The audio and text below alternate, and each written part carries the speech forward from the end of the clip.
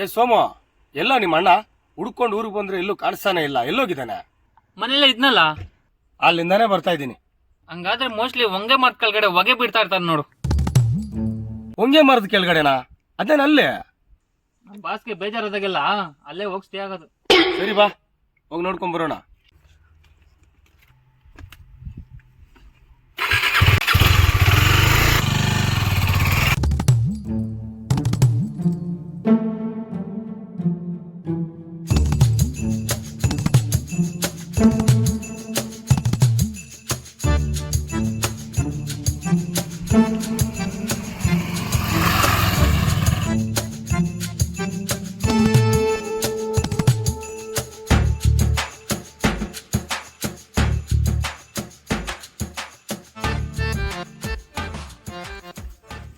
ಏನ್ ಗುರು, ಒಬ್ನೇ ಬಂದು ಹೊಗೆ ಬಿಡ್ತಾ ಇದೀಯಾ?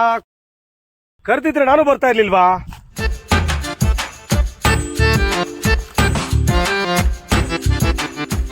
ಯಾಕೋ ಬೆಳಗ್ಗೆಯಿಂದ ಮನಸ್ಸು ಬೇಜಾರಾಗಿತ್ತು ಗುರು, ಅದಕ್ಕೆ ಇಲ್ಲಿಗೆ ಬಂದ್ರೆ ಸಮಾಧಾನ ಆಗ್ತದ ಅಂತ ಬಂದೆ. ಯಾಕಣ್ಣ, ಏನಾಯ್ತು? ಅದೇನಾ ಮಾಮೂಲಿ ನನ್ನ ಹೆಂಡ್ರ ಕಾಟ.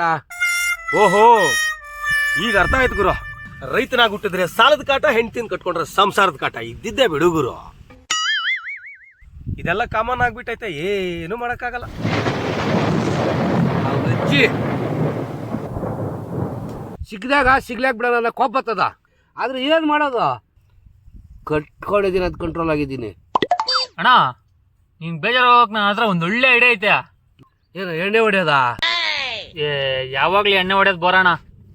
ಆಹಾ, ಅರ್ಥ ಆಯ್ತು. ಹೊಸ ಸೆಟಪ್ ಏನೇನು ಮಾಡಿದ್ದೇನೋ.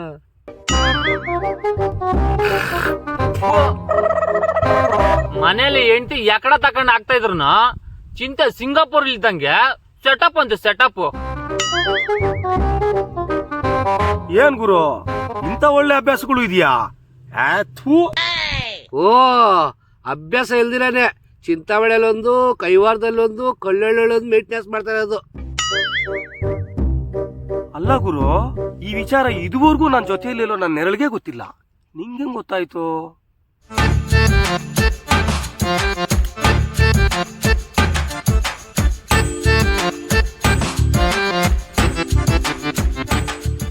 ಒಂದೇ ರೋಡಾಗ ಓಡಾಡೋರಿಗೆ ಬಸ್ ಸ್ಟಾಪ್ಗಳೆಲ್ಲ ಚೆನ್ನಾಗಿ ಗೊತ್ತು.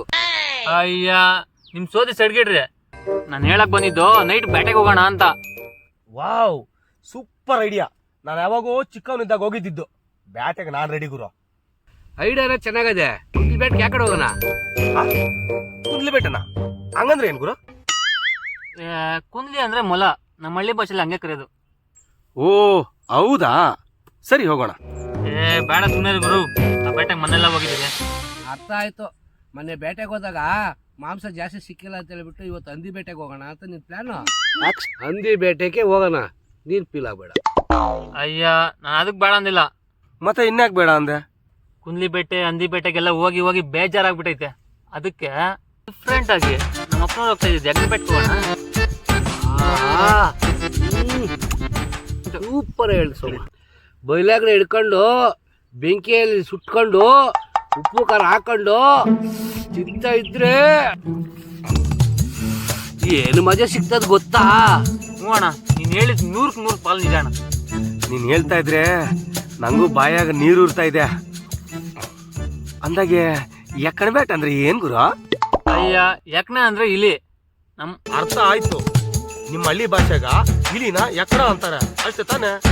ಓಹೋ, ಸೂಪರ್. ಅಣ್ಣ ಹಳ್ಳಿಗೆ ಅಪ್ಡೇಟ್ ಆದ್ರು. ನೀವ್ ಹೇಳ್ತಾ ಇದ್ರೆ ನನ್ಗೆ ಈಗ್ಲೇ ತಿನ್ಬೇಕು ಅನಿಸ್ತಾ ಇದೆ. ಹೋಗಿ ಇಲಿ ಬೇಟೆಗೆ ಎಲ್ಲ ರೆಡಿ ಮಾಡ್ಕೊಂಡ್ಬಿಡೋಣ. ಬೇಟೆಗೆ ಹೋಗೋದು ಕತ್ಲಾಗ ಗುರುವೆ, ಹೊಂಗೆ ಮರದ ಕೆಳಗಡೆ ಕೂತ್ಕೊಂಡು ಹೊಗೆ ಬಿಡುವಾಗ ಟೈಮ್ ಹೋಗಿರೋದೇ ಗೊತ್ತಾಗಿಲ್ಲ ಅನ್ಸುತ್ತೆ. ಆಗ್ಲೇ 6 ಕತ್ತಿದೆ. ಹೋಗಿ ರೆಡಿ ಮಾಡ್ಕೊಳ್ಳೋಣ, ಅಷ್ಟೊತ್ತು ಕತ್ಲಾಗುತ್ತೆ. ನಡ್ರಿ ಹೋಗೋಣ.